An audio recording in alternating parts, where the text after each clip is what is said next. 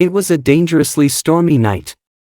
Everyone in my family was doing their own thing. I was in my room watching TV, my parents were in the living room watching some comedy show, and my sister was playing video games upstairs. I usually enjoyed stormy nights like this because it made me feel relaxed. I was relaxed until there was a monstrous bang on my window. I jumped up and looked outside. There was someone outside my window, but the large amount of rain pouring down the window kind of blurred his face. He started pounding at my window, and it sounded like he was screaming for help. I opened the window just a crack, and he screamed, "I'm hurt." The rain was so loud I had to scream at him to come around front. Then I shut my window.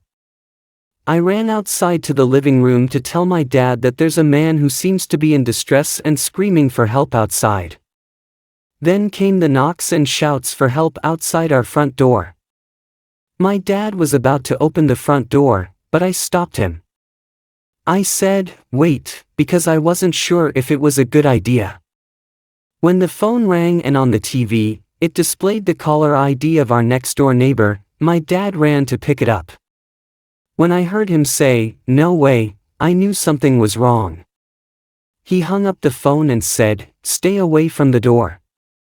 He didn't explain why, he just went to the window to peek at the front stoop.